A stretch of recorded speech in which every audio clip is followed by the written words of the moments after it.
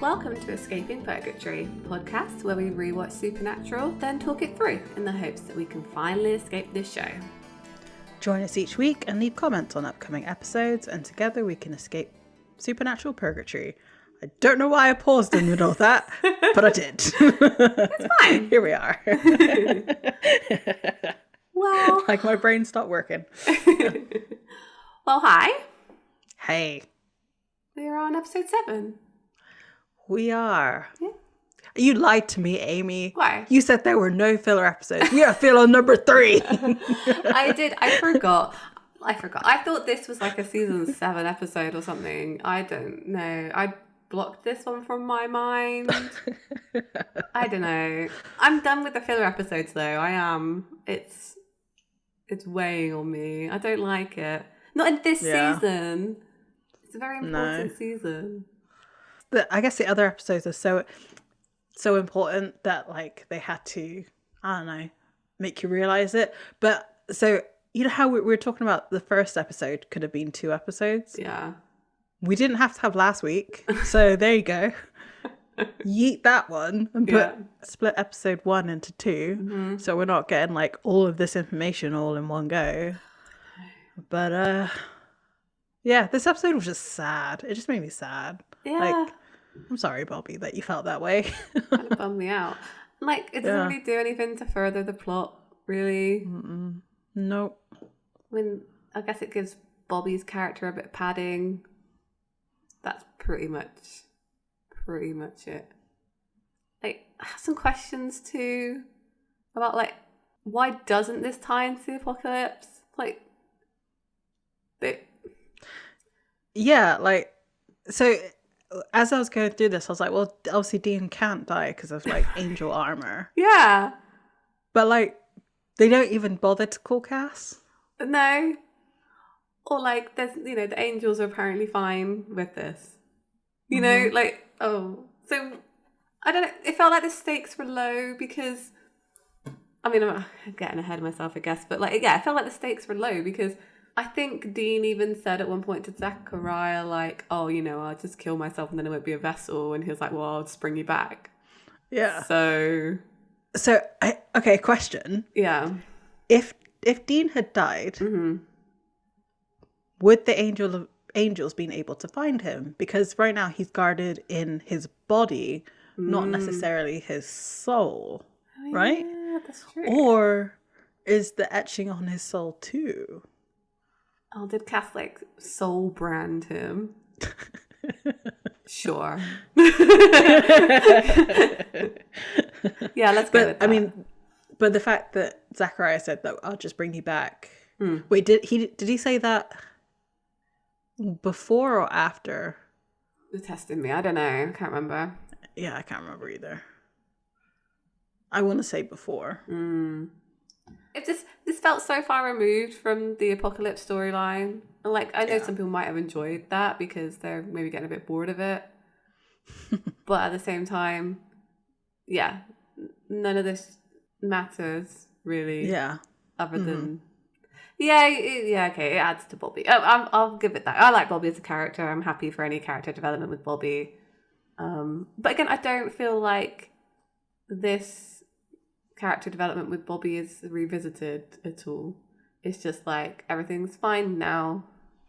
Yeah, it's just like he got not to make light of his feelings, but like it very much feels like he had a bit of a tantrum. Tantrum in quotes. And then he was like, "Oh, I'm kind of over it." But it's just like was it Dean complaining the entire time that made him not want to feel like this anymore? I don't know. It was kind of silly. The only good thing about this is that just the bickering between Dean and Bobby was great. Got me through this episode. Yeah. That was it. That was all that. But okay, sorry to completely break the flow of this, but I just wanted to go back to last week's episode real quick. Yeah. Because as I was editing, or as I was making the like artwork for the episode, I kept spelling the name wrong of the title because it's too long, too stupid. And then we haven't done this in a long time, looking at the ratings on IMDb of what the episode is. Yeah. Last week's was 8.5. Now that has just confirmed to me that these ratings mean nothing, because that episode does not get an 8.5. And like, I sent one of the comments to Amy, and it was just like, it was a really well done episode. I'm like, what did you watch? What show are you watching? Like, it was a bad episode. It was a really bad episode. I had to bring it up again just because it was so bad. It was so bad. And I did not enjoy last week's episode at all. So much so that it affected me this week.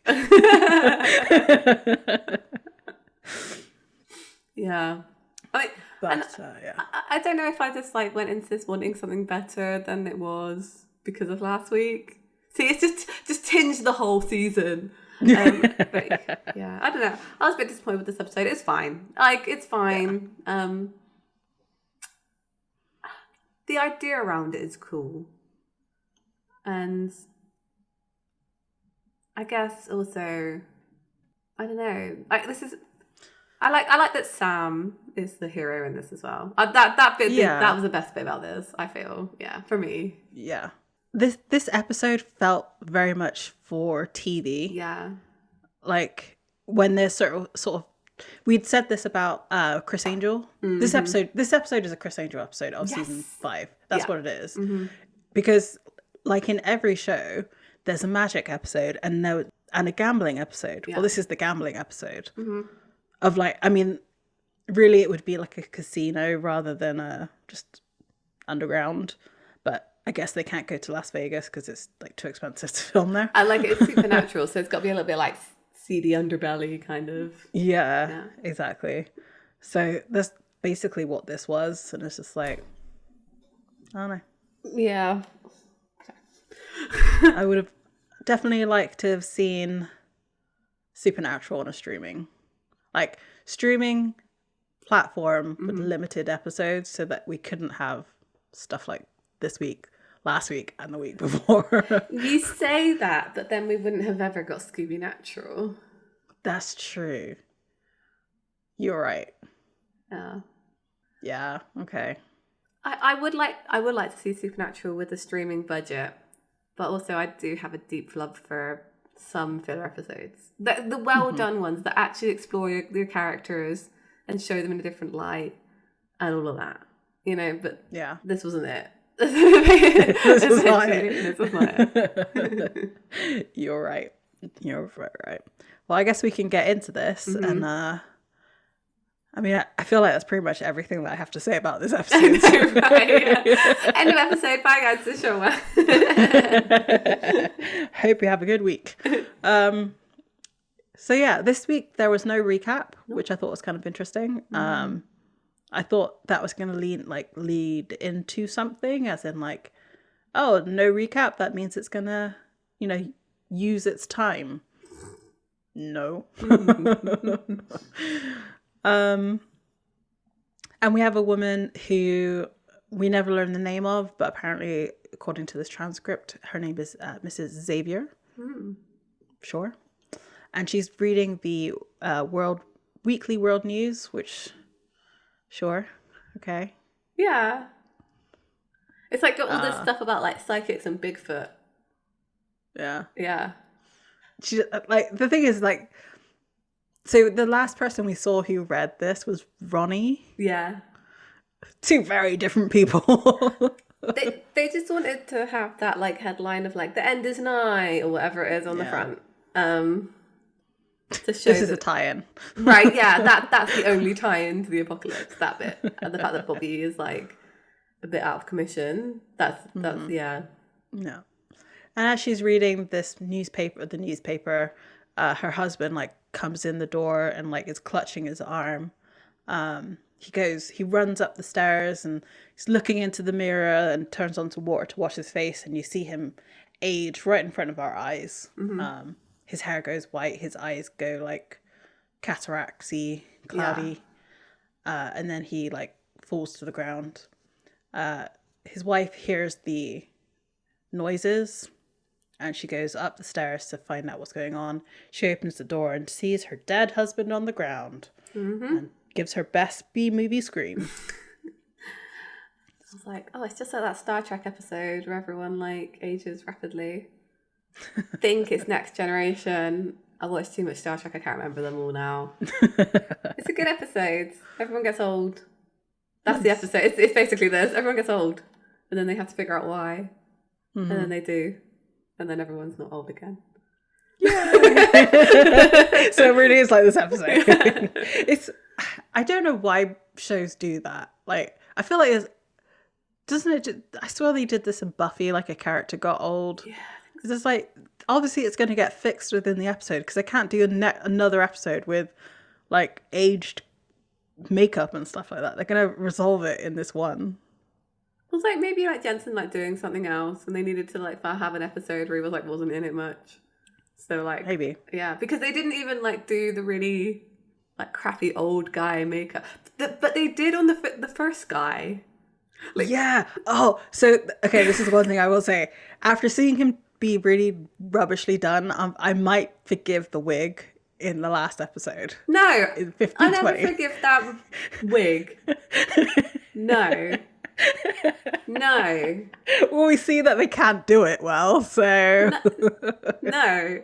There was never any excuse for that wig, and like, I think the worst thing about that wig is that they knew it looked bad and there was nothing they could do about it. Yeah, that's very true. Actually, before we carry on, I realised we haven't even said what the episode name is or who wrote or directed it. So this is 507, The Curious Case of Dean Winchester, written by Sarah Gamble.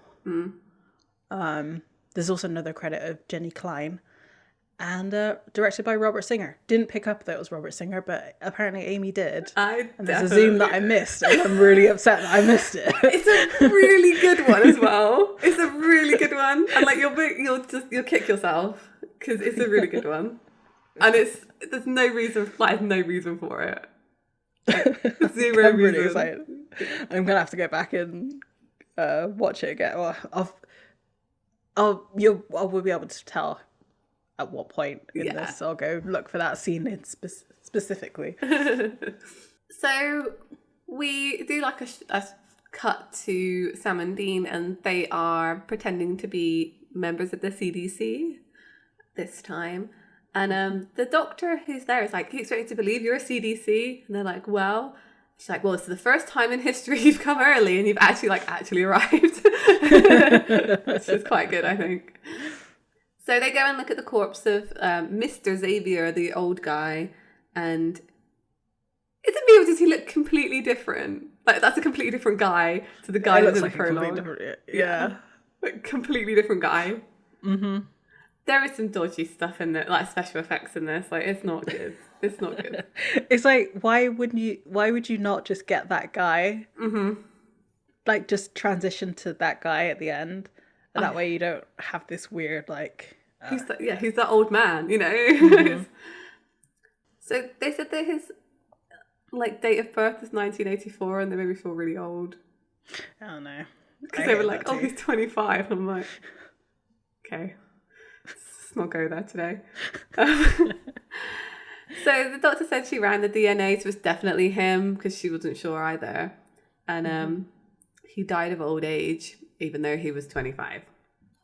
And then the doctor just leaves him there, and Sam and Dean kind of give each other a look. I'm like, this is a weird one. So yeah, they leave and they're on the phone and saying, you were right about this one, it's definitely a job.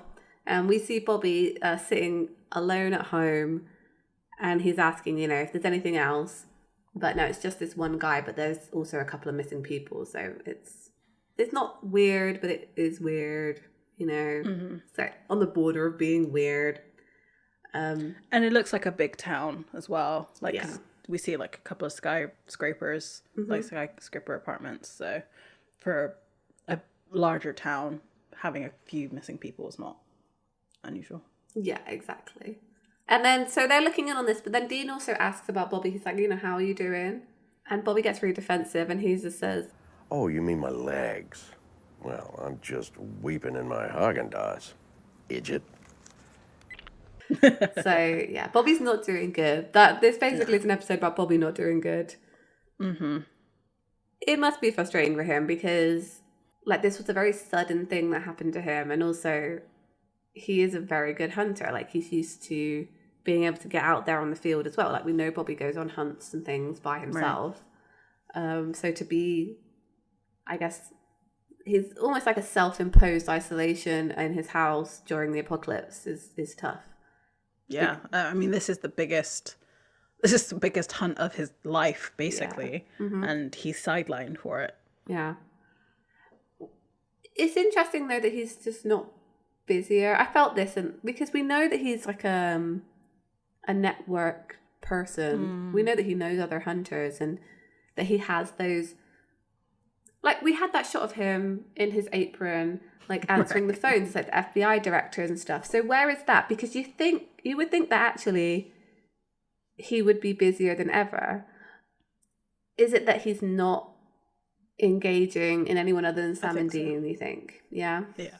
Yeah, I do. I think he's probably just in contact with like... So, I mean, that's probably why Rufus is back on the field, right? Like, he's taking over that kind of role. Yeah. Because Bobby told him to, maybe, and he's probably only speaking with Sam and Dean and maybe Ellen and Joe. Yeah. But everybody else. But then we saw it in episode 3 when Sam called Bobby to get some other hunters involved. So he still has contacts. Maybe it was that, like, so since that episode and now, I'm gonna guess it's been like maybe 3 to 4 months. Yeah, fine, whatever.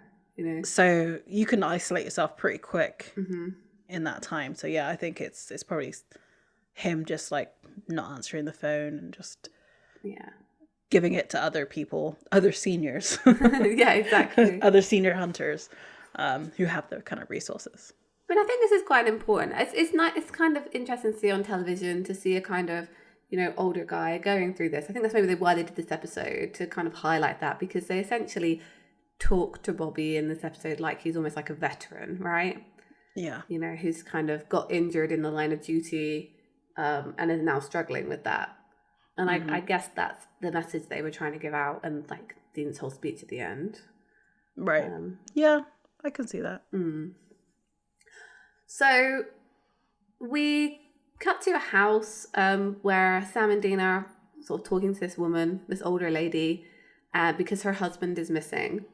They're seeing like pictures of him, and again, he's like an older guy, and he's doing stuff like golf. You know, old guy old stuff. Man things. Yeah. So yeah, he didn't come home, and it's quite unusual for him. Dean makes an excuse to go and snoop around by asking if he can use the bathroom. And as Sam talks to this lady, and he kind of finds some things around, and eventually he pulls out a receipt for Madame Lou's Golden Palace and just says, "Working late my ass." Okay. So they go to Madame Lou's, which I'm assuming is a brothel. I think it's a brothel, right? Yeah, or like pay by the hour, like hotel. Yeah, that makes sense. So yeah, they found out that this guy stays in the same room every Tuesday. Oh, it has hourly rates, so yeah, it's basically like a love hotel. Dean is just so gross in this whole scene. I just can't even. Yeah. This whole episode, actually, I just can't. I don't like. Do you know what? I'm going off Dean. I'm going off. I'm saying it. I'm going off him. I'm going off him. Yeah. Hope I got that kind of kick when I'm his age. Yeah, like either of us will live that long. True. Sam does. Hate that line. Yeah, but Sam does. Yeah, Sam does. Yeah, Sam's fine. And Dean to say true. Well, hang on a minute. How old do we think that guy is? Like in his 50s? Well, I assume he's like retired, so I'd say like 60 odd, right?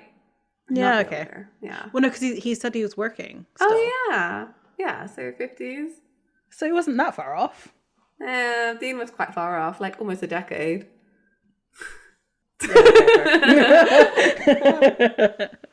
I retract my statement. How old do you think Sam's supposed to be at the end of the episode? Do you think like 80? Yeah, I think so. I keep thinking of Or or he prematurely aged because of all the stress. Yeah, maybe his character's So he's actually only white. like 50 something. Yeah. That's No, he's already older than that just because his kid looks to be like in his 20s. Yeah, so fine. Yeah. So I think it's funnier that his hair went white from like losing Dean. That would be hilarious. yeah. Yeah, I like that. And you can wear a cardigan at any age, so Exactly. Cardigans are for all. I love a cardigan. exactly. So they speculate about what they're going to find in this room, and they think like Dean says he thinks they're going to find a wrinkly, gooey corpse. Yeah. They stop outside room number 44, and Sam goes to pull out his pick the lock, and then they hear like, "Oh God!" So they think that he's getting like murdered. So they kick the door in, and this younger guy is there with two ladies. So this was quite a good line, fine. Oh, God. It's gooey. Because they were going to find a gooey corpse. It's gross. It's gross, yeah. So yeah, the women run away, which fair, and the man asks them to leave. This is the zoom. This is the zoom that you miss. This guy's in bed, and Dean clocks his. Is it? No, Sam clocks his tattoo, and it like zooms in on it, and then like zooms back to Sam's face. It's so bad. I love it so much. So yeah, I remember seeing like paying attention to that, but like not really clocking it because I was just like, this whole scene is just weird. Yeah. Like they literally just sort of stood there. It's so awkward. They just like rocking. Don't like shout who they are, like police or anything. Or and then We're here to help. Yeah, they just go in. These women leave, and they just stand there awkwardly, like, "Hi." And the fact that what Dean does next is just like, as soon as Sam like clocks a tattoo, is like, "Aren't you Cliff?" Yeah. And Sam just like, Dean just goes up and like pulls the sheet up, like just staring at another man's junk. Like, what? Why, Dean? He claims that his wife told them about a birthmark, which is why he's checking out his junk. That's what.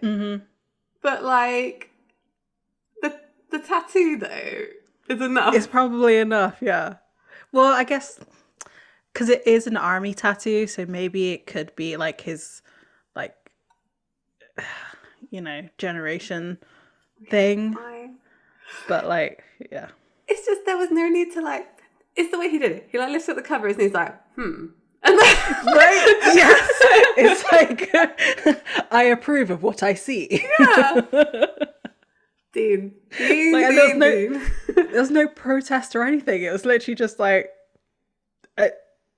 I just can't imagine. I know. Like, you've literally had, you're already paying by the hour for this Yeah. to be going on, and then these two guys just randomly interrupt you, send off the women that you're with. Yeah. It's just like, wouldn't you be more mad? Yeah, I know. He's actually quite calm about it. Like, well, they clock him as Cliff and they call him by his name, so he kind of knows the jig is up, I guess. So yeah, the women leave and Dean winks at them as they leave. I'm making a shake. I'm shaking my head, like honestly. I mean, they got paid. They did get paid. Them, yeah. It is an Asian establishment, and we know how he feels about that, right? And that's what makes me really mad. This is the only that's the only reason that this is here, right? Yeah. So we could have that moment of just confirming that. Why? I don't know. I don't know. I feel like the Busty Asian Beauties podcast will have more to say on this than we do. So go listen to them on this episode because, yeah. Nice call out. We can put a link in the description too, so you can guys listen to them as well. Like, I get that they're trying to show that this guy is kind of gross because this is where he goes but this is where he goes every Tuesday, even as an old man. Yeah, right. Not just as this younger version of himself, but like this is where he goes every Tuesday. Like so much so that his wife is just like, yeah, he always works late. You're right. I didn't really think of that, but no, yeah, you're right. He's just doing like, he just has the same habits. Like he was young and now he's like, yeah, I'll just go back there. It's fine. Yeah. Yeah. I guess, look, maybe he wanted to do some things more adventurous than his older body would allow. Yeah, his heart might give out, right? Yeah, exactly. Get a better heart. So, you know, Dean does ask, like, how can he possibly be, like, Cliff Whitlow, this older guy? Mm-hmm. And he's like, you tell us or we tell the wife. Because he doesn't want his wife to find out. What a dick. They should just tell his wife just because. Yeah. She deserves to know. Yeah. If he's keeping it from her, if it's not a consensual thing that she, you know, knows and like behind whatever, go have your fun, then yeah, they definitely should tell her. Mm-hmm. So this line, Cliff goes, okay, yeah, it was a game, and then Sam just listens and goes, like Xbox? Wait, what is this line? I've never heard a line like. Sarah Gamble doesn't write like this. No, I know, it's weird. It's really, really weird. And I don't know if it's Jenny's input or on set, Robert Sing. Like this feels very much like men. Right? Yeah, yeah. Men writing, not women writing. And I'm wondering if it's a bit of Robert Singer just being like, hey, here's some lines you can be throwing out. It is an odd one. It is written strange, this episode. I totally agree with you. So, you know, Cliff says, what's Xbox? You know, because he's old. Haha, he doesn't know what the young people know. Yeah, anyway. Yeah. And he said, no, it was poker, high stakes. Instead of cash, you play for years. And it says, like, I know it sounds crazy, but a guy comes up to me, invites me to play, gives me 25 of these poker chips, chants some mumbo humbo over them. Now says they're 25 years, but then I come out and look at me. He doesn't know what he was chanting, but he's just happy that, like, he's young now. You know, claims one of those ladies was here for free because he's so good looking. Sigh. Huge eye roll. Yeah. And so they're asked what this guy looks like and said he's maybe 35, brown hair, Irish accent. His name was Patrick. Is his name like Patrick O'Reilly? Just, you know, Irish. I know. I mean, but I guess he's also 900 years old, right? We don't know this yet. So maybe there was a lot of pirates, a lot of Patricks 900 years ago. But like, I don't know, give him a better name. He could have any name. He didn't have to have Patrick. It's normally like if there's an Irish person in an American show, they're normally called Patrick or like Seamus. Or Sean. Or Sean, yeah. Yeah.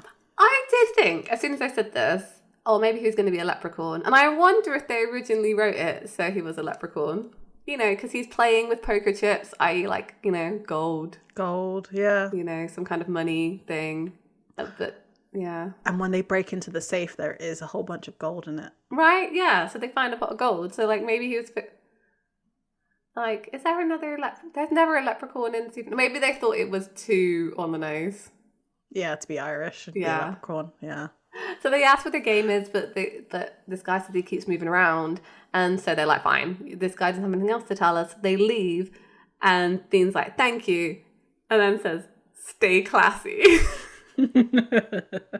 Instantly I thought of Anchorman, but it's probably just a general saying, to be honest. I think somewhere. So they go outside and they talk to Bobby on the phone, and it kind of like cut so they don't have to do the whole explanation again. Like, it sounds crazy. And Bobby says, no, actually there's lore on this. Like, it goes back a century. There's a traveling card player, pops into town, you beat him, get your best years back. Because, of course, most folks lose. And yeah, so obviously he's difficult to play at cards because he's been doing it for years. So they need to find him, and they're going to split up. And then again, Bobby hangs up on Dean, saying, "Why are you still talking to me? Like, go to get to it." Mm-hmm. But we do see Bobby grab his keys as he kind of like wheels past them. So. Yeah. So in a bar, Dean is on the phone with Sam, and he hasn't found anything at all. It's weird because I think this conversation is like a ruse, because Dean does know he's found something, because he asked the bartender, like, he's pretty got like a vibe. So I feel like he's ringing Sam in the presence of this bartender to be like, "Oh yeah, no, I haven't found anything at all," when he was actually in the place he needed to be. Maybe yeah. Yes. If you follow me. I'm going to agree. Yeah, I am following what you. Yeah. Mm-hmm. It's a weird conversation because he then immediately goes to the bartender who's like, "Oh, there's poker bar. Like, is there a poker game going on?" And the guy's basically like, "Yeah." Well, it takes him a while when he has to bribe him. Mm-hmm. There's a whole thing about like, "My friend Ben told me about it," and like gives him a $100 bill, which I think has Ben Franklin on. Do you know what? American culture is so pervasive. I don't feel like I should know that information. Right? Can anybody in America tell us who's on the like English money? Yeah, probably come not. On, tell us without Google. Mm-hmm. I mean, I couldn't do it. I could tell you that now. I can't. Because people change. We've got weird plastic money now. Yeah. So, Dean's found the game, and he walks around the back of the bar, and the guy says, "Take the like elevator down." So it's quite convenient. There's like an elevator in this bar because Bobby comes out of it like, "Hi." Mm-hmm. Bobby tries to sort of like roll past him, kind of, and like not engage with Dean because, you know, Dean's obviously like, "What the hell are you doing here? Like, we've talked to you about this case. Like, why are you here?" And Bobby says, "I'm planting Daisy. What does it look like?" He is so sarcastic in this episode. It's great. I love this line. And you beat me here. Well, brains trumps legs, apparently. So, yeah, it turns out Bobby's found it, but he played and he lost. And he just straight up tells Dean that's what happened, eventually. Yeah. Yeah. And then we come back, and Dean is not happy. He says, "Are you kidding me? You played some he-witch. Call him a wizard. Just do it. Just do it. They don't ever use the word wizard in Supernatural or sorcerer. Like, come on." Yeah. Which I guess is good because witch is a general neutral term. Yeah. Well, but not really because he put a he in front of it, but whatever. Bobby is not having it. He says, "Don't use that tone with me," which is, you know, fair. Idiot. They're my years. I can do what I want. How many did you lose? 25. So I got so confused by this. There's like a bar underneath the bar. Yeah. I thought they were back upstairs. I know. I don't understand either. But sure. Because we cut to an older man and a young woman, and they're at the bar, and like, the context of this conversation just really threw me off, and now I can't even explain it. It's just like, is he hitting on her? Like, at first I thought he was hitting on her, or like they were together, and then Patrick comes along to like steal his girl, but like that's not actually the case. No, she's the same blonde lady from later. They're right, like, exactly. Yeah, so they're like, there's an older guy there, so they're gonna lure him into a poker game. Right. They're doing a whole bit. They're conning. Okay. Yeah, right, but it's not clear. Like, I know Dean calls them out on that they're running a scam, but it's not clear. I don't think either. It took me like thinking about it to realize like later on. Exactly. Yeah. So I mean, Dean would clock it because that, you know, they're used to the hustle. He's the scam man. Yeah. Beep, bop, bop, bop, bop. Sorry.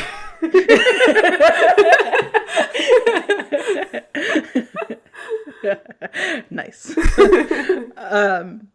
Yeah, so Dean interrupts their con, asking to speak with Patrick. And So they go off and like. So this is what I'm also saying, because Dean catches on Patrick, but not that the woman is with Patrick, because he says, "Sorry to cut you in on Mr. and Mrs. Easy Marks." Yeah. Over there. So like, yeah. Anyway, whatever. It is what it is. And Patrick says, "Wasn't total loss. He managed to grab the guy's watch. I'm guessing it was a Rolex, just because it always is. It always is, yeah." Dean threatens Patrick and says, "You have to give the years back that you stole." And he says, "Well, no, I'm not going to do that. You can play me for them, but I'm not going to give them back." And Dean agrees to do so. So they begin to play, and Dean asks for 50 years. And then he cashes out 25 to give back to Bobby, because Bobby's starting to show signs of like possibly dying. Well, he's dying. And Dean throws the line back at Bobby, saying that they're my years and I can do what I want with them. And they start to play. Yeah. I'm very sure that poker scenes are absolutely thrilling and like really tense, if I understood poker. Yeah, I know.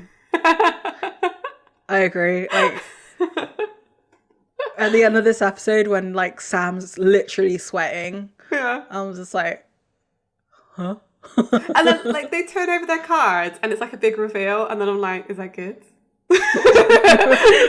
Did they win or lose? Like, I don't know. Yeah. Like, if anything, it's kind of more irritating because I don't know what's going on. Like, I don't know if that's a good hand or not. Yeah. But like the drawn out wait that would build tension doesn't do anything, because it's just like, just show me the goddamn cards. I don't care. If it's got a face, like if it's a face card, I assume it's good. But then at the end of the episode, it's not good. So I was like, what? I know. So I'm gonna jump right ahead because I'm gonna forget about it when we come to talk about it. But Sam wholeheartedly counts cards. Like, he's that kind of intelligence that he is the kind of person that would count cards. Yeah. So it would make sense that he would win.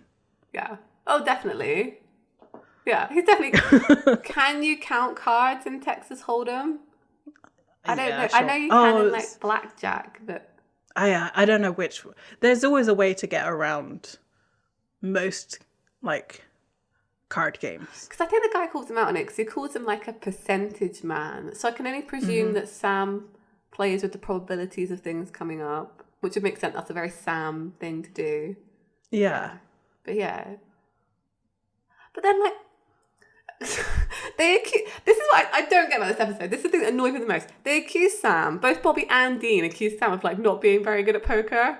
And I'm like, I feel like if anything, Dean probably has the worst tells of anybody. Yeah, out of those things. Absolutely. This is kind of going back to 505, where they're treating Sam as a kid, and like not realizing his actual talent for card games. Like, he's watched everybody play cards with emotion, let's put it that way. Do you think, and I think again to the end of this episode, I think maybe they just don't give Sam the chance to prove himself at times. I don't think he knew he was that good at cards, because they don't give him the chance to be that good at cards. Does that make sense? Or is it all just a red herring for the audience, and actually Sam's actually really good at cards, and they like just kept saying he was bad, so that when it got to that scene where he had to play cards? Or is that too much 3D chess? I think that's too much 3D chess. Too much 3D chess for Supernatural. I don't know why you would assume that Sam was bad at cards when he's good at everything else he does. Right? Because he's a Luke Skywalker. What do they call it? They call women who are really good at everything in fiction Mary Sues, right? What's the male version of that? Because there isn't one, probably. No. Because that's every male character ever, right? Yeah, exactly. Every hero is that. It's like, oh yeah, Luke Skywalker's like suddenly he's just a really good Jedi. Like, he's just really good at it. But like, I'm pretty sure they accused like Rey of being like a Mary Sue, and it's like, but she's just Luke Skywalker. Yeah. Anyway, just getting into the whole thing with that. Basically, Sam, it's the same with Sam. Yeah. I mean, as we know, they cannot lose. No. They can't die in episode 7. It's so true. That's why Faith is such a good episode, because like literally like Dean's about to die. Like that's and you're like, wait, no, you can't, like are you gonna actually, oh yeah, it's fine. But like it's done in a way that's more like there's more desperation there. Like there is desperation on Bobby's part in this episode. Yeah. But like not, I don't know. I think it's the soundtrack as well of this episode. Like everything about it, it's played off as entertainment. Yeah. Which is fine. Yeah. But like when you got the apocalypse coming in, like possible death for your main characters, like what? And you know, like I said, there's no real threat here because Sam and Dean aren't going to die in this episode. For the reasons you said, they're not going to kill off Bobby in this stupid way. So yeah, it's fine. It's just go with it. Yeah, completely inconsequential. It's then later on in the day or later on in the night. Sam walks in with food and he's calling out if he found anything. And we hear like an older man say, yeah, you might say. And Sam gets scared and like pulls out his gun and like aims at him.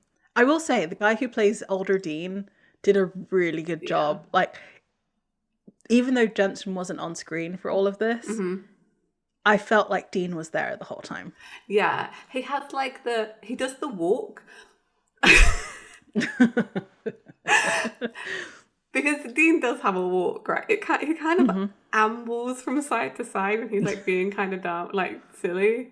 He does that. And yeah, he got his mannerisms really down to a T. Very, very good. Very good.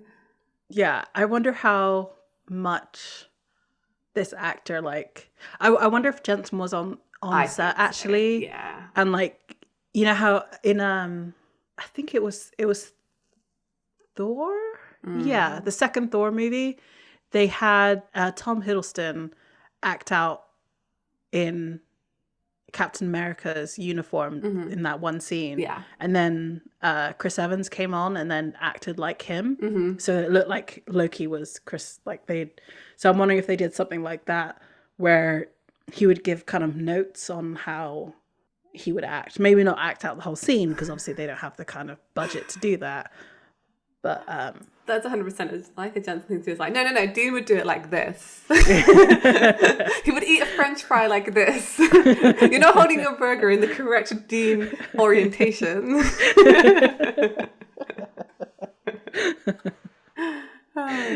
Sam realizes that it's Dean and he asks, what happened? And Dean's like, well, I found the game. I thought you said you were good at poker. I am. Shut up.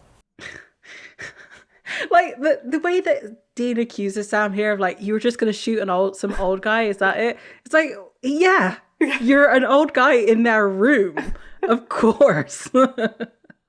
Dean calls himself the old chick from Titanic. So that's kind of funny. Bobby rolls in. I feel bad for saying that, but he is in a wheelchair. Yeah. So I see you met John McCain there. Yeah. That's quite John funny. McCain. Yeah. Yeah. Like, so they compare him to the old chick from the Titanic, and then Sam calls him Emperor Palpatine as well, which is also quite apt. And Bobby does say John McCain. He definitely looks a bit like Clint Eastwood. I do think this guy looks a bit like Clint Eastwood.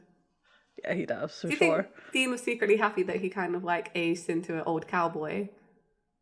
Oh, for sure. Yes. So Bobby and Dean bicker back and forth, and Sam just like grins and like grumpy old men. Shut up, Sam.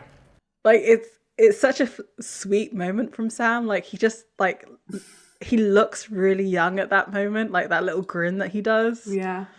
It's like, oh, and also he's surrounded by 2 old men, so that makes him look even younger. So. And it's the only time he's ever going to see Dean at that age, so. Oh, you would just say that, wouldn't you? Here I was having a good old laugh, and then you just go and stab me right in the heart and twist a knife.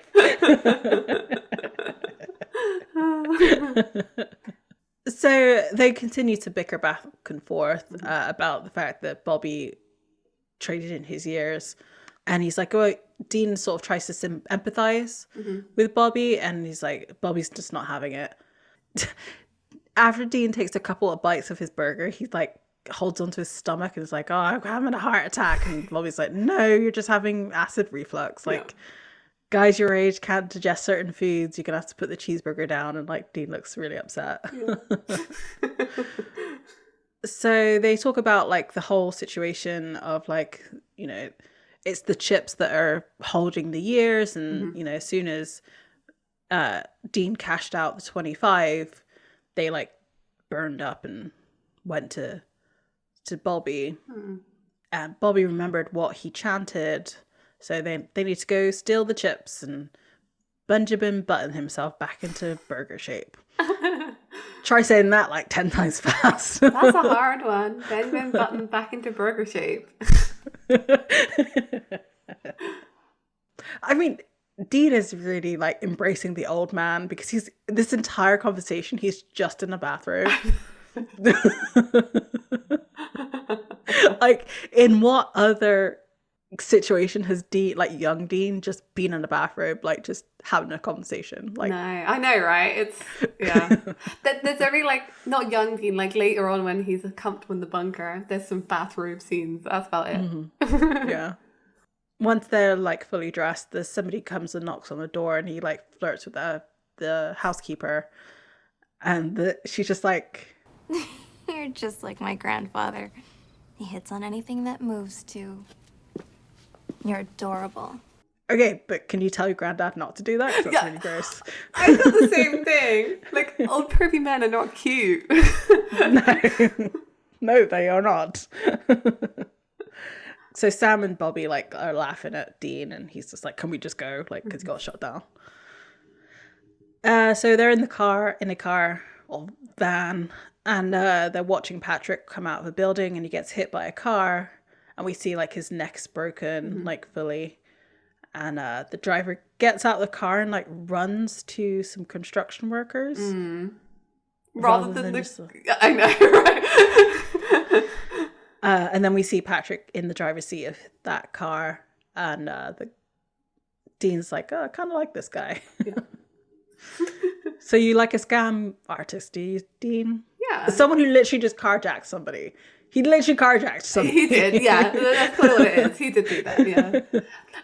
I mean, I guess like a con man respects the con, right? Like, yeah, I guess so. In this case. But like, he did steal 50 years from you, so... Like, Dean doesn't seem that... like, this whole time, didn't actually seem that bothered about this situation at all. No. Does he? I think that's also what kind of breaks the episode, because he's not desperate about it. Like, he's not... Oh, can you imagine if he called Cass? Like... Cass would be like, well, Michael's never going to take this body, so it's fine.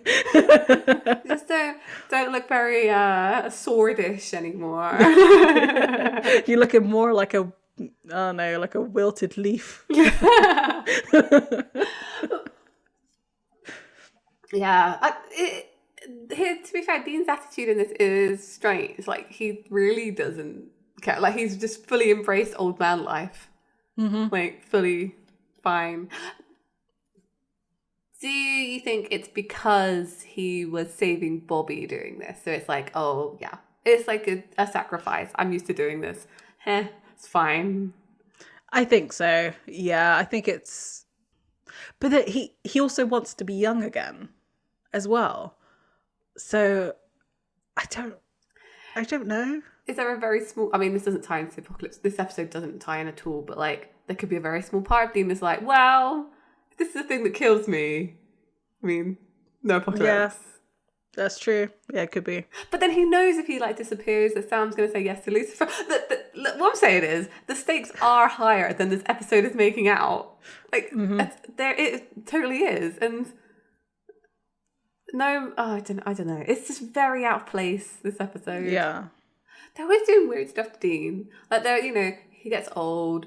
There was that one with like where he can talk to dogs. Where he died like 100 and something times. Yeah, I don't know. It just tonally, I think that's the problem with this. Like tonally in the season, this episode's weird. Yeah. And as they go into the building that Patrick came out of, which is a skyscraper, and when they get there, it says that the lift is out. Mm-hmm. Like, there's one lift for this entire building. Look, disabled access sucks, so I can believe it. Or was it Patrick who wrote a note on the... Oh, it could be. Is he totally knew they were coming? Yeah. That's true. Just messing with Bobby. Yeah, I can believe that. Or messing with Dean, because he knows he's old too. Oh, yeah, it's got to, yeah. Yeah, 100%. I only say that because of what happens later in the scene. Yeah. So I do think, well, but then, I don't know, whatever. And as they're going up the stairs, Sam turns around and is like, come on, like, you know, what's taking you so long? And like, it pans across and it shows that they're only on the second floor. I mean, to be fair, Dean's what? Supposed to be like 80? Essentially? He lost 50 years and he's like 30 right now. Yeah, so 80, yeah. Yeah. So, yeah. It's hard for 8-year-olds to like climb stairs. Like, chill out, Sam. Mm-hmm. Yeah. Why is Dean even going with you? Go by yourself. You're so young and fit. You whippersnapper. And like, if the naming convention's what I think it is, they would have gone up 37 flights of stairs. That's a lot. That would have killed Dean. Yeah, it would have killed him. I can't do that. Let alone like someone who's 80 with a heart condition because he ate too many burgers. We didn't eat the burger because of the I mean, generally throughout his life. This is true. This is very true. They break into the apartment and start to go through everything. Oh, they find a safe, and Dean tries to like crack it, but the numbers get blurry. I'm just saying, anyone who writes like future Dean fan fiction where he wears glasses, you are justified. This proves that he needs glasses. Yep. Yeah. Exactly. And what 8-year-old doesn't need glasses? Again, true. They should have just picked him up some reading glasses. Like, they're so cheap. Yeah, like it's literally like $1. Yeah. Maybe they just didn't think about it because there's nothing that he had to read so far. Yeah, that's true. Yeah. But as they break into the safe and grab the chips and see the gold, the woman from the bar is behind them and says, "What are you doing?" Mm. And she is also a witch. She like clenches at them and like they double over. Mm-hmm. Patrick is suddenly there. Was it how powerful is Patrick? Was that like a mirror image of himself and he was there the whole time? Like, so one thing that kind of gave it away that people were actually in this apartment is that there's a whole bunch of candles on fire. He's a witch, so it goes with the whole like witch vibe, you know, just random candles. Yeah, but like if you're leaving your house, don't leave candles burning. That's literally how your house burns down. That's true. I think this does go into your theory that he put the sign on the lift because clearly this is all a ruse, right? He knew they were going to be there. Yeah. Yeah. The chips aren't what's actually stealing the life. It's just, you know, showmanship. And if they want their years back, you have to do it the old-fashioned way and play Texas Hold'em. Mm-hmm. Patrick holds up a card and says, "What card am I holding?" And Dean can't see it. Again, just go get some reading glasses. It's not the end of the world. Pretty sure Bobby probably has a pair somewhere. Surely. And so Patrick... But this is all mind games from Patrick. Mm-hmm. His whole thing is mind games. Yeah. If your eyesight's not bad, what about your memory? I'm not a murderer. You, on the other hand. Like, they're sort of out-conning each other, but not really, because Dean really doesn't believe that Sam can win. Yeah. So, again, am I applying 3D chess to this? Yes. Because I want to make it make sense. I mean, it could have been a very long con hustle that they were trying to do with Sam. Like, oh, he's actually really good at poker. And we all know he's good at poker, but we're going to make out that he's not good at poker. So this guy plays... I don't know. You're right. I think it's too much thinking about it. Patrick says, "You're free to go." it's free to go for Dean, but Sam, on the other hand, needs a parting gift, and he starts clapping his hands. And Sam's like, "What are you doing?" And Patrick says, "You'll find out soon enough." They get down to the lobby, and like Sam is like pulling at his crotch with his jeans. I believe that he-witch gave you the clap. It's a very funny joke. I like this one. It was really good. It was actually really good. I will give it to the writers on that one. Yeah, I like it because it's just stupid enough. Do you know what I mean? Like, Yeah. It's one of those. It's one of those kind of clever puns. Yeah. But not really. Someone was so pleased with themselves in the writer's room. Yes. Yeah. So, yeah, Sam, Dean and Bobby are back together again. It's the next day, and as they're walking out of this building that they're at, they have to go up like a slope, and like Bobby can't quite make it because it's too steep. Again, bad access. Like, you can put a slope in, but if it's too steep, it's no good. So, yeah, Sam like pushes Bobby up as well, and like Bobby does not look happy about this situation, which fair. Sam wants to play the game. They don't know any other way to get Dean's years back. Mm-hmm. And Dean's like, no, you're not good enough. Like, I'm better. Bobby's way better, and we both lost. And Bobby agrees with him. He's like, yeah, look, we're better players than you. They can't play. So Sam says, like, well, I don't get a say in this. And then Dean says, when you get to be our age. Sam's like, you're 30. And he's like, also, like, I've watched you play. Like, so Sam's watched Dean hustle poker before. Mm-hmm. And they talk about the fact that it's not just playing the cards and knowing the odds. It's about the bluffing. And Bobby's trying to say that he should play because he's already played him once, so he already knows this guy's game. And Dean's like, no, you don't have enough years in the bank. And Sam agrees. He's like, no, you'll die if you lose, Bobby. And then Bobby has like a real moment where he's like, what if I do die? Because what exactly am I living for? The damn apocalypse? Watching men die bloody while I sit in this chair. I can't take a step to help them. And Dean tries to like step in. He's like, no. I'm old, I'm broke down, and I can't. And then he's like really sort of looks like he's gonna cry almost. Mm-hmm. And he says that he's not a hunter anymore, that he's useless, and that he should have killed himself when he got back from the hospital, which is really dark. Yeah, to hear from Bobby as well. Like, Bobby's such a rock. Like, he's always there, and he's always there to help the boys, and just be there as a father. And you can see that, like, there's like a moment, and like, I feel like Dean particularly is really taken back by that. Mm-hmm. I think maybe it's because, that has been a consideration of Dean's in the season 2 to get out the whole Michael thing. He has said it before. Yeah.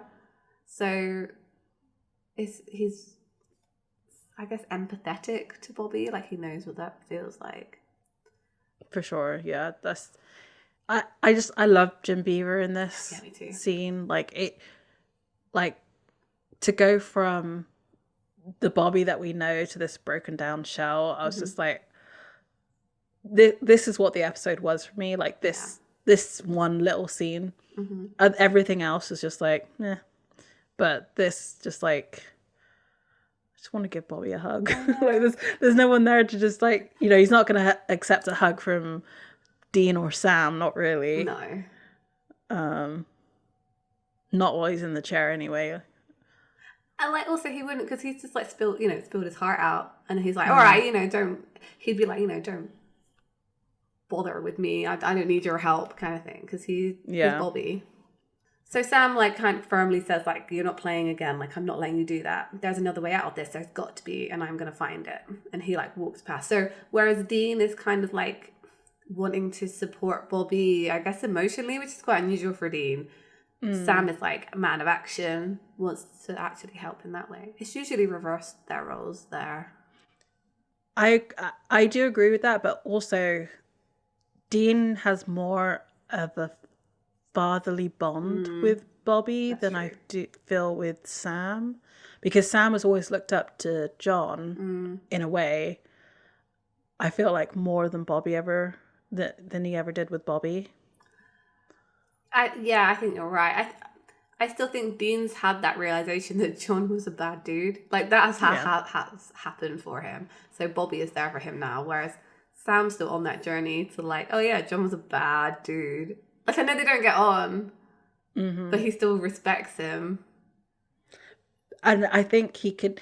I don't think he could ever accept that John is a bad dude because he is so much like John. So if he accepts that that's the case, then he's also saying that he's like Sam is a bad dude. With everything else that he has on his plate, I wouldn't want that extra, like, Yeah, you're right. emotional baggage.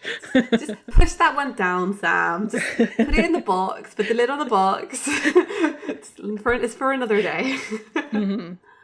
I do love the fact that Sam's like, I'm going to find another way. And he doesn't. Literally, the other way is dropped into the lap. Like, this... The thing that blows my mind about this episode is that it's the entire run length of an episode. There's no there's no recap at the beginning. No. And the credits are really, really short. They have filled this entire episode, yet the story is so disjointed. Like, this is literally an ex machina that happens. Like, it happened so quickly that I was just like, huh? I know. And like, okay, yeah. So this next scene, like, they get the answer right, and it has some emotional weight, but they don't spend enough time on it either, because there's no payoff here. Like, the emotion that... So this lady who's called Leah, the blonde witch, she's just there when they go back to their motel room, and she's like, oh, look, here's a reversal spell, and it will solve all your problems. That's essentially it, right? And it turns out that, like, everyone who's ever played will go back to them how they were, except if they're dead. And they're like, why? And she's just like, I have my reasons, and leaves. Just like, what? Okay, fine. And like, she keeps touching this locket on her neck. It's just like, it has that like vampire syndrome. Yeah. Right? Where like the vampires had a child before they were turned and see their child grow up and die, and their next generation grow up and die. So it's basically it's that. Yeah. But like, I don't know. It was again, to jump to the end, when she shows the picture of like her baby and like the daughter that she buried, I was like, wait, did she trade in the kids' years? Is that what happened here? For her own? That's literally what I thought, and I was like, oh no, she she just watched a child grow and die. But like, in my mind, it's like she'd sacrificed her kids' years for her life. That's where my brain went. I mean, they totally could have had that, and because that, like, oh, I need to repent for the sin that I did of trading in my like child's life. But to be fair, this Patrick guy he's not necessarily like a bad guy. No, I guess not. Because I feel like he takes years from people who are like cocky about it. Who think they can cheat the system and win. That's the vibe I get from him. Yeah, like, but then why would he do that to Bobby? Yeah, good point. I don't know. Because Bobby's going there in desperation, like, to try and get his legs back. Maybe that's too selfish. Yeah, or maybe the fact that he's a hunter. I'm sure he clocked him as a hunter, and it's like, well, if hunters are they hunt my kind. So why not like screw him over? I feel there's some morality to Patrick. Like, it shows it in this next scene, right? Yeah. But like, I don't know. Unless that's all just a show for Sam, too. I think it is. I think that's what it is. Okay. I think it's more like so that you think that he's a good guy, and therefore, like, I don't know. It's an odd one. I don't know. Yeah. I said this at the beginning before we started recording. His morality is quite similar, I feel, to like Rowena's. Like the characters feel very similar. And not just because they both have accents. Well, he has an Irish accent, she does not. No. No, I mean, like, yeah, because Rowena's got a Scottish accent instead, right? Yeah. Yeah. But, yeah, I don't know, just their, like, flashiness, I guess, and, like, the way they sort of go about things and sort of, like, tricking people who are easily tricked. I don't know. There's something about... Yeah, so I think to like Rowena and like when she's going on certain dates with certain people to get things, like and it's kind of what she's a con man as well. Like she's using men to get a lavish lifestyle, and he's doing the same thing.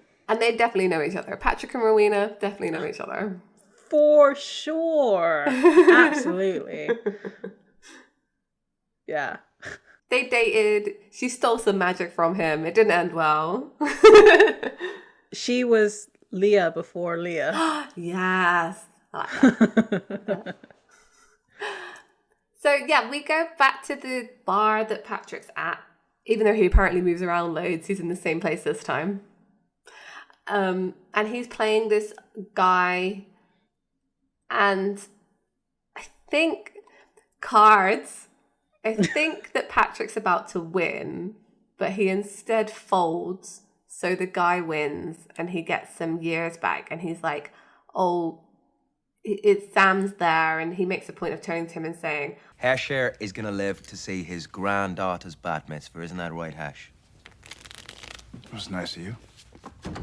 I'm a nice guy. Yeah, I do think, you're right, I do think it's all an act. I think he would have like cleaned that guy, like completely taken everything if Sam hadn't been there. Fine.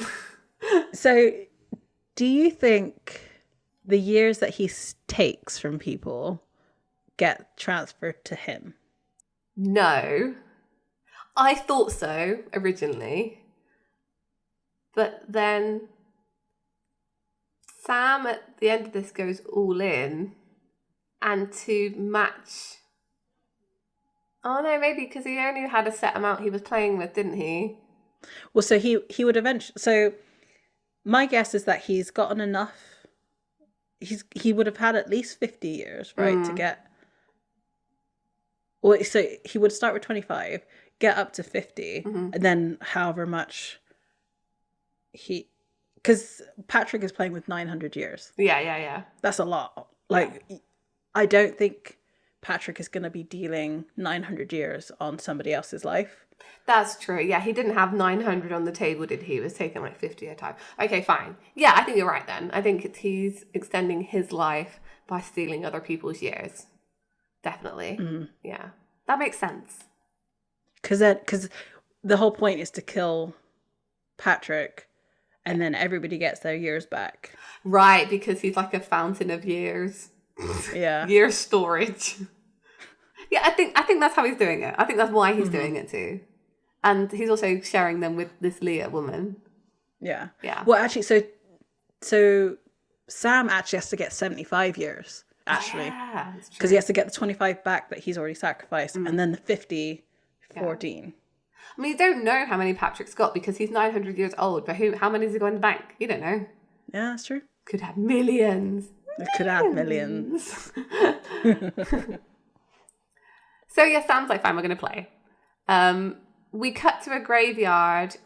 So this is it's kind of like assuming that Sam's a distraction while Dean and Bobby go and enact this spell that Leah gave them.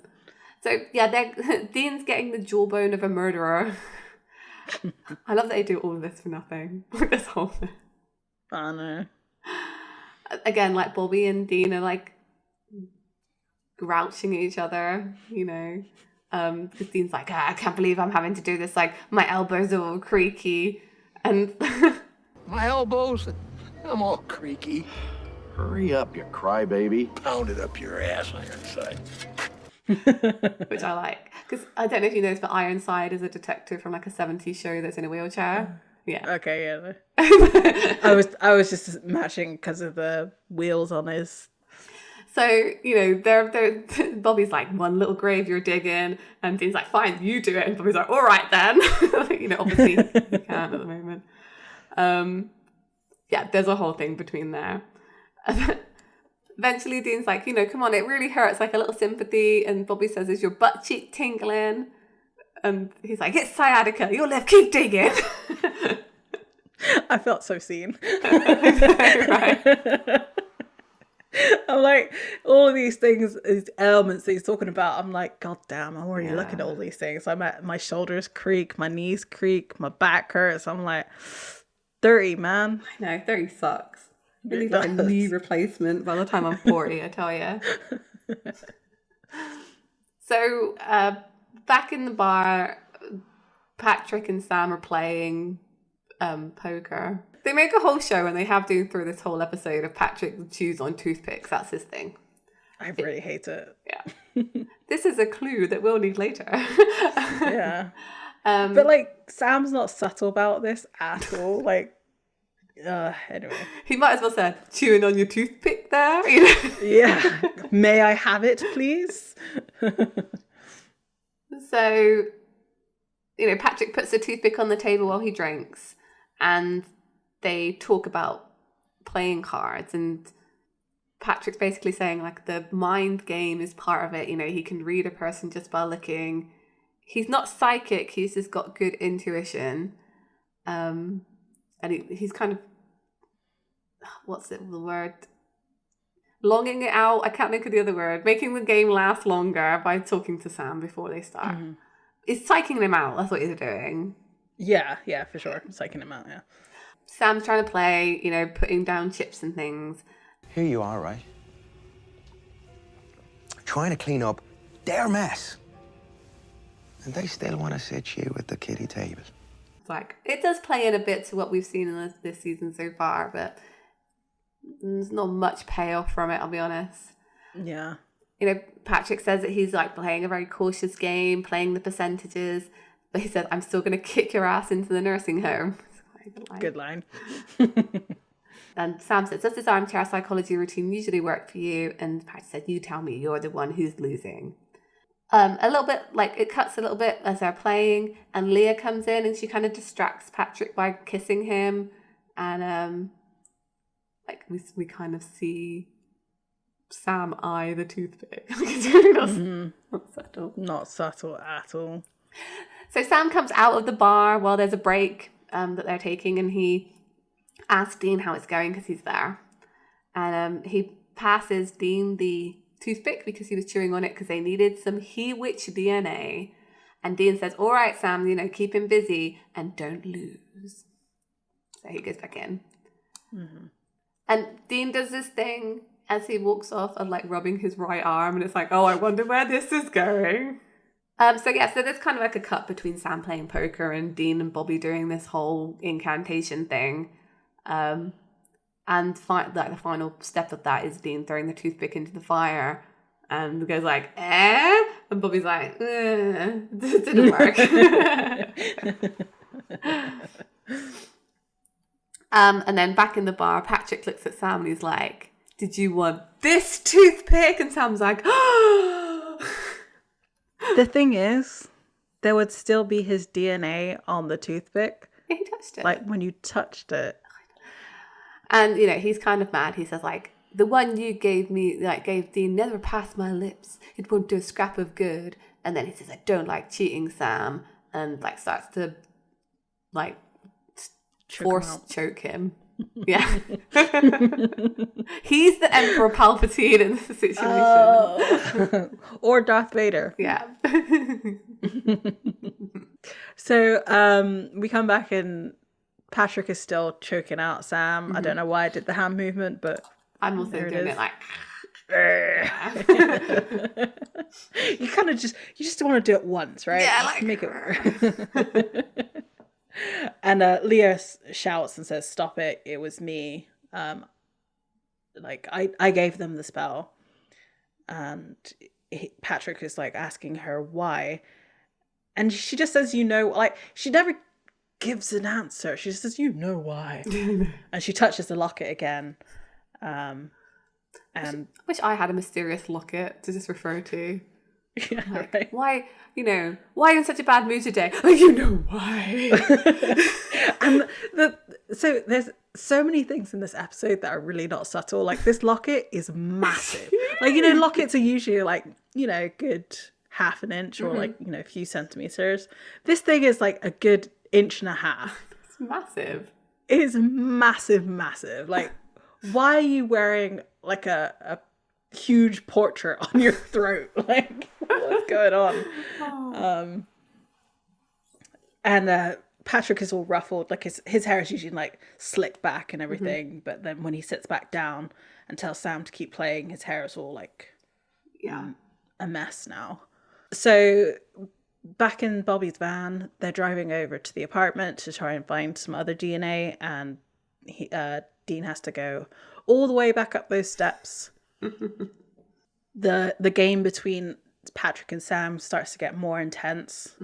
But again, since neither of us really know poker, the effect is the only reason why it gets tense is because Sam starts to sweat and the music ramps up. And Dean's on the phone with Bobby. It's too damn clean in here. First witch I ever heard of didn't spew bodily fluids all over the place. It's true. Because we know he hates that about witches. Yeah. And Bobby's like, a toothbrush, comb, anything. And so it's back to the card game, and Patrick is continuing to taunt Sam, saying he's being transparent, saying, if I had a monster hand like you, I'd trap you, but you get excited, you bet yourself right out of a big pot. And he decides to fold, and he shows him the cards, and it's 2 queens, and Sam has bad cards because it's a 3 and a 5, which is the same hand that the Leah plays at the end. Yeah. I don't know if you... So I think what's happened here is like Patrick thinks Sam has a good hand, that's why he folds. Yeah. But then he doesn't. So he's like bluffing, then that's a good thing. I don't know. Yes. I could poker. Yeah. That part of poker I understand. Like the mind games of poker I understand. Right. But I just didn't understand why a 5 and a 3 is bad. Or like why 4 4s is better than 3 queens. Because it's a pair. I don't know. So I understand what the hands look like. So you can get like a pair, and there's like 5 cards on the table. You have to match your cards to them, and you can get like a set of 4s is quite good because that's quite rare. Or you can get a flush, which is like all the face cards or whatever. Or that's as far as I know. I feel like maybe the lower chance of you getting matching with the cards on the table, the better the hand is. So that's why 2 4s would be good, because like the chance of you getting them and the 2 4s on the table is very low. But then surely that would be the same across, like, if you got 3 4 like, is it because it's 4 4s? Yeah, because he's got 4 4s, whereas Patrick only had 2 aces. So yeah, he's got a good pair, but Sam has more statistically. Look, this sounds way too much like maths. It really, that's what it is. Yeah. And like, yeah, so, but the point is that Sam is actually better at Patrick. Well, so Sam is not better than Patrick, but Patrick is just being thrown off by the fact that his long-term girlfriend, wifey, has just said that she wanted him killed. That's true. Yeah, she's playing the mind games here. So, like, I don't think Sam is as, like, yeah. I mean, he is Sam good is not at bluffing though, because this next bit, this is a good bit of acting from Sam. I guess so. Yeah. Yeah. So Patrick compliments him saying, nice bluff. If we had time, I could make a real play out of you. And Sam says, I've got time. And he says, Patrick says, maybe, but can't say the same for Dean. Your brother's going to be dead soon. And then Sam looks all panicked. Mm-hmm. And when I say soon,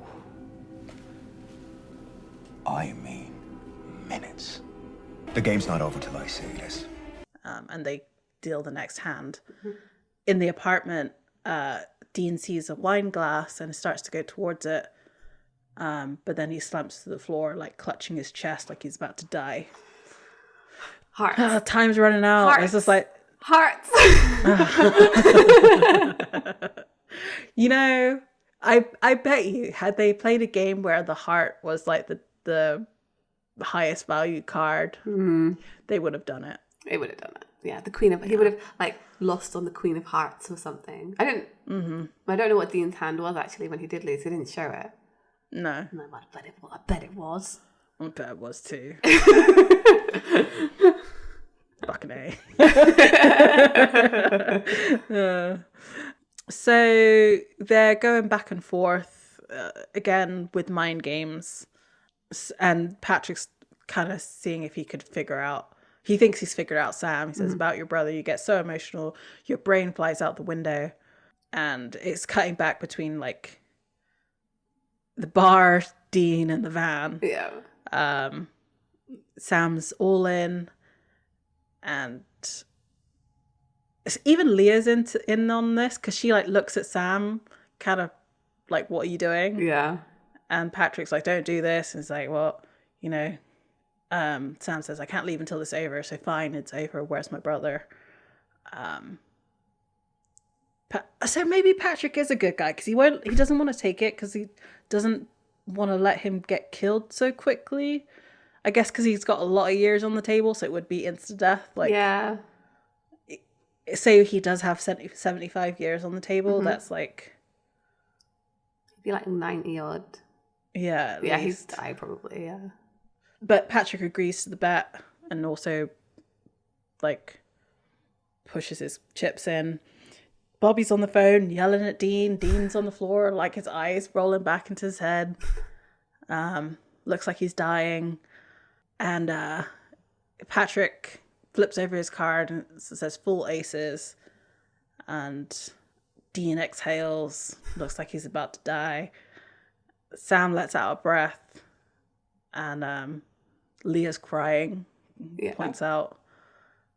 And Sam says, for a witch, you're so nice. It's actually kind of creepy. It's okay, like talking to Leah. He's like, oh, it was a great hand. And Patrick goes to collect his chips. And none of this has any impact because I don't care about poker. I know, right? I'm like, yeah. He's got the better hand. Of course Sam's got the better hand. Like, of course. Yeah, anyway. Exactly. And he says that, but it's just not as good as 4-4s. Yeah. And Patrick's impressed. Well played. You know, that whole going out of your head bit, very method. Well, there's more to you than meets the eye. Cash these in for Dean, please. Bobby's still on the phone with Dean, like yelling down the phone. And then he looks over and it's young Dean and he does like a heel click in the air and Bobby just says, idiot. I love that. What I do like about Patrick is that he does actually seem genuinely happy that Sam won, actually. Yeah. Well, he did say that he didn't want him to like lose all his years like right then and there. Yeah. This is what I get from Patrick. I feel like Patrick found a way to cheat the system, right? So he kind of like offers other people the chance to do that, but of course most of the time they don't manage it because it's an odds game and he's very good at poker now. But then when someone does come along and actually does like beat him, he's kind of like, huh, you know, you two beat the system. Yeah. Fine. I again, no clue. We've said this multiple times, but no clue about poker or anything. I wonder when poker started to be played, because he's so old. Like, what did he do before poker? Like, maybe it was like the street games of like find the queen game. Yeah, how old are playing cards? Like, I don't know. But it could have been like dice games, right? I know they know some Viking board games and things. So yeah. So like I mean, betting games have been around forever since humans have currency. We're like probably like betting with berries, you know. So I'm sure there was a way to. But the thing at the same time, he's just a witch, and this is why I think he is playing for years, because that's the only way he's living for so long. Yeah, I think so too. Yeah. So I don't know. This whole episode also again, beyond like there being a casino episode and a magic episode, reminds me of the Chris Angel episode, because they're trading years. Like in that episode, they were again killing people through the tarot cards in Chris Angel, and then reversing time for them. This is essentially the same thing. Kind of similar, yeah. I'll be real with you. I feel like we should have seen Patrick again, or like some reference should have been made to him, because he gets away with this essentially. Like, yeah, it's a really selfish episode. Yeah, Sam and Dean don't save anybody. They kind of barely get out this with their lives. I guess it's just showing how strong witches are. And then like, they have they know where to get all the ingredients from. They have the wine glass. They literally could just go ahead and do this, because they know that this guy is going to keep betting with people's lives. That's such a good point. That's such a good one. They just don't. As far as we know, they just don't. It's like, oh yeah, we could like save all these people, might make them go, but nah. I guess they're like, oh well, at this point, anybody playing him is on their head be it. But they've killed other monsters for less, I feel. Yeah, and like, it's still like people like Bobby. Yeah. It is taking advantage of vulnerable people. Yeah, exactly. And like, why are they good enough to save? Yeah. But not everybody else. So because it's just that's Winchester logic for you. Yeah. Family above. Like, at least get Cask down to smite him if you can't get him to kill him through the witch's spell. Like, I don't know. It's just too powerful. He's just too powerful. I mean, he is pretty powerful. They are kind of stuck with that, but they could have done the thing. I mean, maybe because he knew about the spell, now he can counteract against it. I will write that in for the writers, because they couldn't be bothered. In the time that he had left. Yeah, he's just really good. He's just really good, Annabelle. He's really good. So, Patrick and Leah, like, once Sam's gone, he confronts her and she's sat across the table from him, and he's saying like, I can't do this, and she says, yes you can, and he's like, don't make me, I don't want to win. And she reveals the thing that we talked about earlier, and she opens up her locket, and there's like a baby and an old lady, and she's like, this is my daughter, and like she looked like this when I buried her, like an old lady. She's like, it's not natural. This conversation is so weird. Like, if you think about it in the context of who they are, they've had this conversation multiple times. They're literally having this conversation for us, the audience. So true, yeah. That's weird. Yep. Doesn't make any sense why you wouldn't talk like this. No, it's very like, yeah, you're right. So, Patrick's like, you wanted to be immortal. You asked for this, and she's like, but I miss my family, I'm sorry. And I guess he like gave her years because they were in love or whatever. And so yeah, she's playing poker with him. Why are they still playing poker? He literally said like, it's just chips, like I can just do the magic, it's just showmanship. They don't need to be doing this. He literally could just do it. I wonder if there's some sort of ritual. Oh, maybe. Fine, so it is the chips. Yeah. Maybe it has to be some kind of game of chance. Maybe that's part of it. That makes sense. Yeah. So yeah, she loses after going all in, and she thanks him as she turns into like an old lady. So yeah, Leah dies, and that's it. Patrick, we don't see Patrick ever again, I don't think. No. Okay, final scene in this episode. We've got Bobby, Sam, and Dean, and they're kind of incredulous. Bobby is about that Sam actually just like beat the guy. Like that's how they won this. Sam was good at something. No tricks, you actually beat him. It's like, and Sam's like, there were a lot of tricks. There was a lot of tricks. And Sam just said like, oh, it's just lucky. But he wasn't. It was actual skill.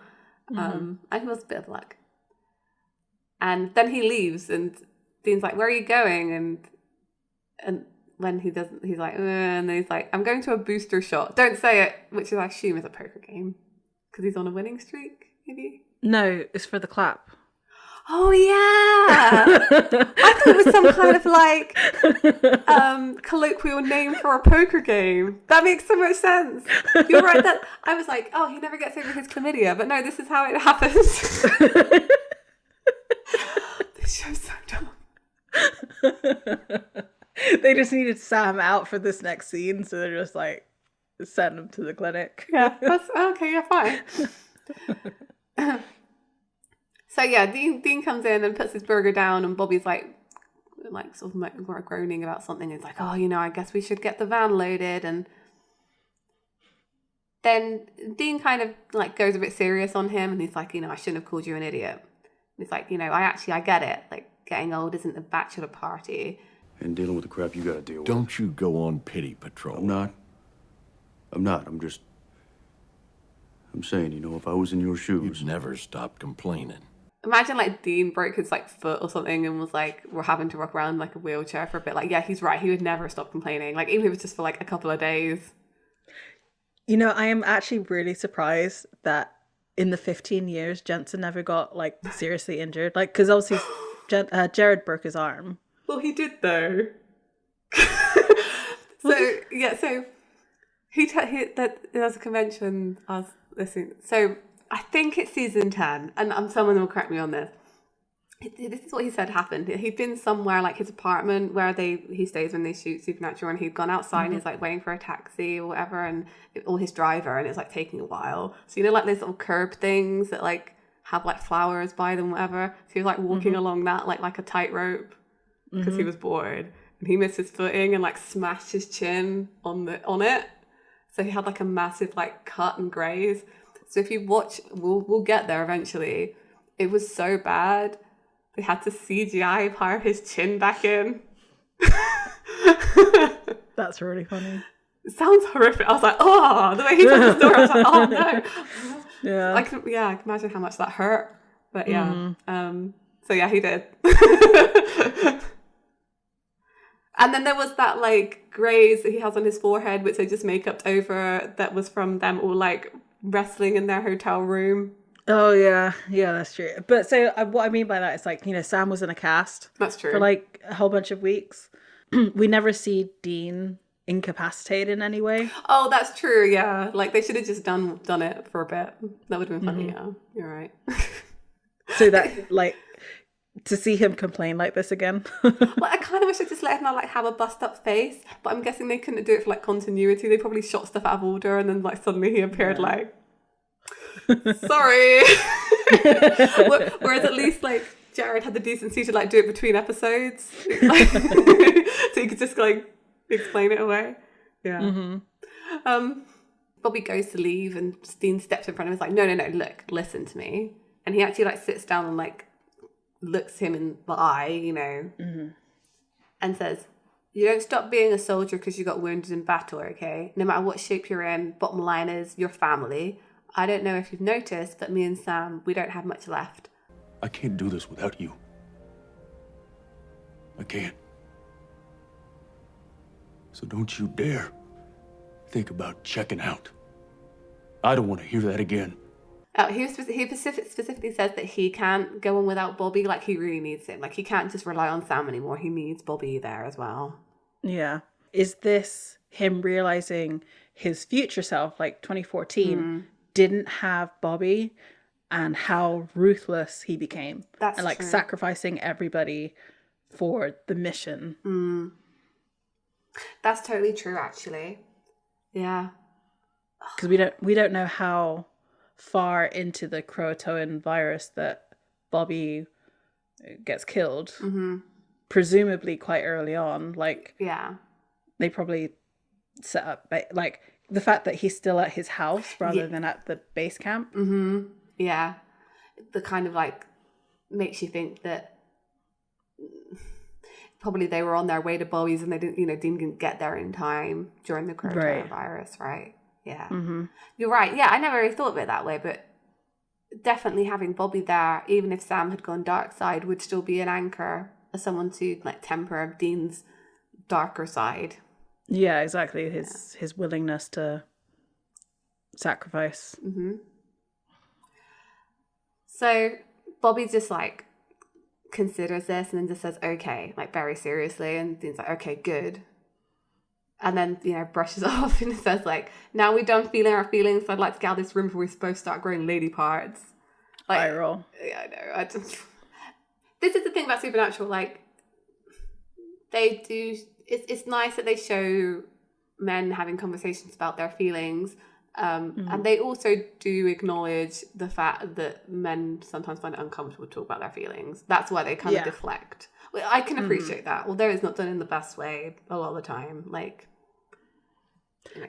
And also, I will give a pass to this because Bobby is already an older guy in the 2000s. That's true, yeah. So, like, this level of, like, intolerance. Yeah. Pretty average. Only women talk about their feelings. Yeah, exactly. So Dean's like, yeah, okay, fine, we're done. And, like, you get the idea that they're probably never going to speak of this again. Yeah. Wild.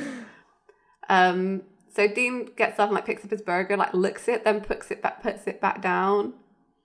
This doesn't last. No. Like, at all. No. It's like a week, not even. I know. The look that he gives Bobby as well about, like, picking it up and putting it back down, like, oh, I'm going to start taking better care of myself. Yeah. It's like... And then he doesn't. He doesn't. So Dean says, let's go Ironside. And, like, takes his bag and Bobby says, oh, that one's sticking, huh? Like, joking. But then as, you know, Dean leaves, Bobby sighs and has quite, like, a serious look again as the episode ends. Yeah. So you get the idea that, like, this, I guess his thoughts and feelings aren't over for Bobby. I mean, one conversation with Dean saying, hey, don't do that, isn't going to stop you from feeling... Anything. Yeah, it's not going to fix anything. I mean, at least Bobby knows that he's cared about and that people see him as valuable. That's nice. Yeah, that's true. Because that's when he wants some purpose, right? He's worried that he's lost his purpose. So for Dean to say, like, look, like, no, I do need you around. Like, you need to be here for, you know, help me out. Yeah. Is helpful for Bobby. I feel like there could be more added on to that. Because it's not completely hopeless because, well, I guess, I don't know, maybe in that situation. But, like, they still have an angel on their side. Yeah, and they've beaten so many things in the past. Like, why wouldn't they be able to beat this and then get Bobby healed? Like, you know, it could literally just be like, hold on, because Cass will get his powers back, or we'll find more angels to be on our side and they'll heal you, or something. Like, it's not. It really isn't the end all of everything because they have such powerful allies. Yeah, and but also in a way, I kind of wish they had never healed Bobby. And that sounds really bad, but like, why not let him be like badass? And I know it's like, I guess logistically speaking, for him to like get around and stuff and hunt is difficult. But I mean, they could have just adapted his role a bit. I don't know. I don't know. I can't actually remember how Bobby gets healed. I think it is Cass, right? More than likely. I couldn't tell you how. Why do I remember? But yeah, I don't know how I feel about it, really. But yeah, I like this episode in that it does explore those kinds of feelings for Bobby, though. That is good, I think. Because we've always seen him as being like a crotchety old man, right? And I feel like this gave him a bit of depth. I mean, we know Bobby has depth, but I feel like this is one of the first times we kind of really see that. Yeah. I'm thinking of this one and the zombie episode where we meet Jodie for the first time. It's a good Bobby episode as well. And it's kind of nice to see, like, because Bobby's the one who's like telling Sam and Dean not to give up all the time. Yeah, that's true. Right? And being the rock for them. So it's kind of nice to see that, like, as Sam and Dean get older, they can be relied upon as well. Yeah, that is nice. So, yeah, I mean, that was this episode, really. I don't know. We've kind of pointed out all the silliness and pointed out all the seriousness. Don't really have anything else. I don't know, not really. Like, I think this episode and last episode, just the ending of it, just like real bummed me out. Yeah, it's really bleak. Yeah. And I know it's like the end times, but well, next week's making up for it though. I'm so excited. I know. It's such a 180. Like the next kind of couple of episodes are complete 180s, and then it drops back down again. Because it's like the wave. It really is the wave, and like it's kind of wild. So next week's episode is changing channels, and I just read who wrote this episode, and it makes so much sense now for everything that happens in this episode. It's Jeremy Carver, of course. So like Dr. McSexy, and then like getting hit in the balls, like it's all childish humor, and it actually tracks. I think you watch Doom Patrol, because the humor in that is very similar to some of Jeremy Carver's episodes of Supernatural, and you're like, yes, I understand now. I get it. So. Yeah, I feel like Jeremy Carver writes for teenage boys. He really does. It's like, oh, getting hit in the nuts is real funny. Yeah, no, but I'm saying that changing channels. It's the episode you show. The thing is, like, I don't know why people show other people who haven't watched Supernatural changing channels, because it makes zero sense. Like, show them like Bloody Mary or something, like an episode that's like actually scary to like get them hooked. Don't show them changing channels. It does, like, if you have no context for it, it makes no sense. I thought about this the last time I showed somebody, and I was like, I think it makes fun of so many other different TV shows, and I think that's probably why everybody's like, you have to see this particular one. But it's like, there's the most outfit changes that you'll ever see from these two characters in this one episode. Yeah, so much. I love it so much. This is, everything good about it. Everything. Cass is in it. The sunglasses. Is this the one where it's revealed that the trickster is Gabriel? Yes. We can finally start calling him Gabriel, truly. And they're in a big warehouse. It's the warehouse, you know, the one they use for everything. So after that bummer of an episode, sorry about that. I mean, last week we asked for nice pictures of something that you saw. Yeah. Let's do that again this week. Yeah, sure. Well, like, write me a poem. I like the poetry. And I like it. Because this episode it's heavy, but it's not. It's almost similar in last week's episode, but I don't know. I had more of a reaction to it because it is brushed off so easily. Yeah, I agree with you. Whereas this week, it's like, because it's happening to a main character, that you kind of take it a bit more seriously. Yeah, like, we care about Bobby. We want Bobby to be okay. Yeah, exactly. So at the end of the episode, we'd like to thank the Pixel Core for his amazing logo art. And if you'd like to get that on a bag, a sticker, what have you, it's available on our Redbubble store. You can also reach out to us on most of social media, on Tumblr, Facebook, Instagram, at the Escape Purgatory podcast, or on Twitter as Escaping Podcast. So this week, we sat around a fire and played some cards and, wasted some time.